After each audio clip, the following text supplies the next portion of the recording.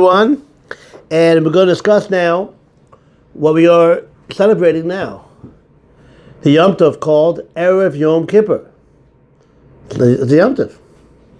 No Tachlon tomorrow morning. Yom Tov starts tonight. The Magen Avraham holds there's a mitzvah to have a Suda tonight. Of course, there's no Shalom there. Right. But what can I tell you? Mr. Shem, after learning, I'm going to go over to Pigeon Ben and see if there's some food over there. Suda's mitzvah. Okay, so we're going to start off with the Rambam, and you're going to wonder, why is he talking about that? Well, hopefully you'll understand in a few minutes. The Rambam tells us in the 24th chapter of Hilchos Shabbos, Halakha Gimel, a reason why they were misakein, why they instituted muksa. On Shabbos, not only can you, for example, you can't write, you can't even touch a pen. Says the Rambam, very simple reason. There are people who don't work. There's a whole city in New Jersey based on that concept. Okay? There are people who don't work. So, for them, not working on Shabbos they don't work during the week either. Right? So, if they could go in the street and touch everything like a regular day, it wouldn't be, this is the lashon of the Rambam, this is the wording of the Rambam, it wouldn't be a shvisa nikeres, a recognizable stopping from work, because they don't work on Tuesday either. Yeah? So, lefichach, therefore, says the Rambam, Maimonides, the rabbis made a special prohibition to have a special shvisa, a special, try to say that fast, a special shvisa, a special stopping of work, so it would be a shvisa hashav v'chol adam. It would be a abstaining from work that would be applicable to everyone, not just people who actually work and now they don't work. People who don't work during the week. So what do they do? What do they do different for Shabbos? They don't even touch things that they touch during the week. Now between me and you, if they're not working, they're not touching a pen during the week either. Now when they're learning, so they're writing Kedusha Torah. But on Shabbos, they don't touch a pen. That means we can touch pens. It's just one example. Okay, so says the Rambam that there's a concept that when we don't do work on Shabbos, it should be nikur, it should be recognizable that we're doing that. So this idea is to be mafsik, to differentiate between what we do during the week and what we do on Shabbos. With that introduction, Rav Soloveitchik explains very nicely this concept of the mitzvah to eat tomorrow. Some say even tonight. What is this mitzvah? What's the geder? What's the explanation, the basis behind the mitzvah of the Suda on EREV Yom Kippur? So, the Rambam tells us, again the Rambam, in the halachos of Yom Kippur, anybody know what it's called? It's not called Hilchos Yom Kippur in the Rambam. It's called, anybody? Hilchos Kippur. Hilchos Yom Tov. Hilchos Shpisas man. Asar, stopping from doing work on the 10th day of Tishrei. Okay, I don't know why he calls it that. Why did he call it Hilchos Yom Kippur? I don't know. I'm not sure why. He calls it the laws of not doing work on the 10th day. Okay, so the Rambam tells us the Chiv Inu B'Yom Kippurim, that the concept of afflicting our souls on Yom Kippur, humidin mitzvahs shbisa, that's part of the mitzvah of abstaining from work on Yom Kippur.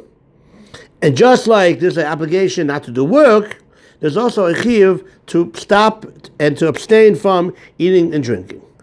Where do you see this? Because the Rambam says, mitzvahs aseh acheres yesh b'yom kippurim. There's another mitzvah on Yom Kippur as opposed to the Sabbath and the other holidays. V'hu lishbos bo ma'achila v'shnia. To the same lashon, lishbos, shavas, to rest, to abstain also from achila and shtia, also from eating and drinking on Yom Kippur. So therefore, just like the obligation to afflict oneself on Yom Kippur is lishbos, to rest and to have affliction. So says the Rambam, says Rav Soloveitchik in an explanation of the Rambam, that if the mitzvah of fasting on Yom Kippur is because of Inui, it has to be a Inui Hanikeres, a affliction that's recognizable. Just like on Shabbos, we have to have a resting from work that's recognizable, because otherwise, why is Shabbos different than during the week? People who don't work during the week, how do they have Shabbos? They don't work during the week either. So they made certain restrictions in order to be that when you rest on Shabbos, it's recognizable that you're resting not because you don't have work, but because it's Shabbos. Therefore, they added extra things, okay? So says Rav Soloveitchik, the Rambam is saying the same thing over here too, that by Yom Kippur, it should be a Inui Hanikeres. It should be a afflicting that is recognizable. Now, how do you do that? By differentiating between Yom Kippur and the rest of the year. Therefore, before Yom Kippur, EREV Yom Kippur, tomorrow, and even tonight, according to the Magen Avraham, there's a mitzvah, it's an obligation to eat, in order to show that tomorrow of Shabbos, when we don't eat, it's because it's Yom Kippur, not because we don't feel like eating. Haraya, we stuffed ourselves the day before. We had a huge meal the day before, and we have a big meal after Yom Kippur, to show that during that time period we're not eating, because it's Yom Kippur. So in order to have a Inui Hanikeres. Good? That a person, now let's say a person doesn't eat on Yom Kippur. Then when you don't eat on Yom Kippur, you're not showing that you're not eating because it's Yom Kippur. You didn't eat yesterday either. You're on a hunger strike. You're practicing Lent, or some other reason why you don't want to eat. So the only way to show that when you don't eat on Yom Kippur, it's because of Yom Kippur, not because of any other reason. The way to do that is to show, is to bedavka, specifically have a big meal before Yom Kippur, have a meal after Yom Kippur, and then you abstain from eating on that day to show that it's the Inui Hanikeres, it's an affliction that is recognizable. Now this idea is hinted to in the Gemara.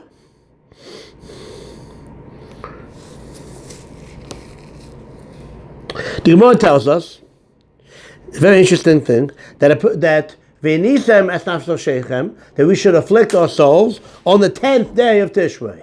That would be tomorrow. Says the Gemara, what you're all wondering, what do you mean? Do we fast on the 9th day? I thought we fast on the 10th. Says the Gemara, no. But anybody who eats and drinks on the 9th and he fasts on the 10th is considered as if he fasted on the 9th and the 10th. I don't know what that means. So I'll eat before Yom Kippur, and then I'll eat also on Yom Kippur also. No, it's like already it doesn't work like that. You said that. Only if you eat on the 9th and you fast on the 10th, that's what I said. Oh, you did say that. Thank you. If you fast on the 9th and you eat on the 10th, then it's considered as if you fasted on the 9th and the 10th. What does that mean? The pasuk doesn't say anything about eating. Okay, so this is the pshat. The Rav says a beautiful pshat. We're talking about the fasting on the 10th day. How is eating on the 9th day considered that you fasted on the 10th day? Exactly the point that we said before. You have to have an Inui Hanikeres, a recognizable affliction. How do you have a recognizable affliction? By eating on the 9th and stopping to eat on the 10th. That shows that when you eat on the 9th, it is because it's Yom Kippur, and not because you have so much sugar, so you're not eating.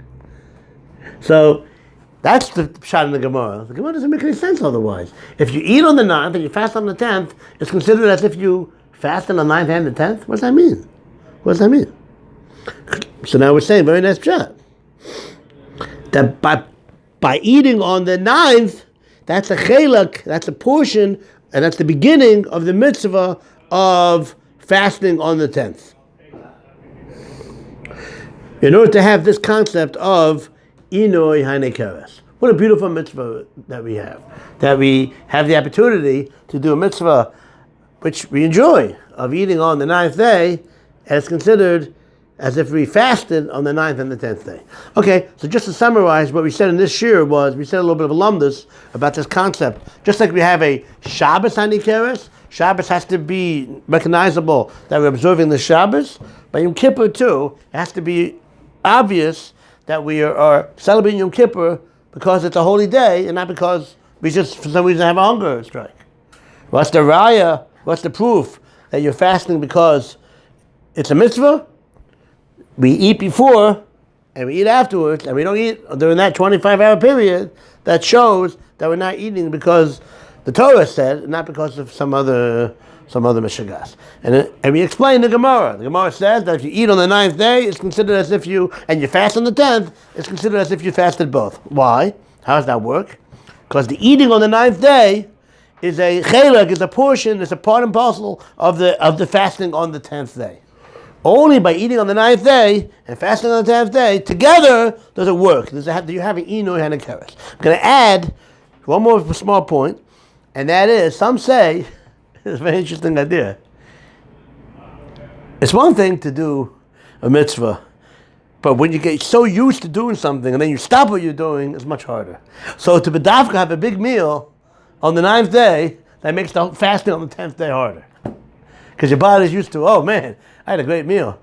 You know, it's 3 o'clock in the afternoon. Yesterday, you know how much I ate yesterday at 3 o'clock in the afternoon? Oh man, my stomach's going to get ready for a big meal. No, yesterday you had a big meal. Today, nothing. You got to sit through the rest of Mincha, and Mafta Yonah, and Selin Elias, and Psicha Vanila, and the Shofar, and then all that stuff, and then finally you're going to get a meal. So some say that's the pshat. So the reason, another pshat, why eating on the 9th day is considered as if you fasted also that day, because it makes it harder to fast on the next day. Let's be zeicher to have the great limud, the great learning we have from Kippur, that it's a day of slicha mechila, a day of forgiveness, and this should carry us throughout the whole year. I'll get Yom Tov.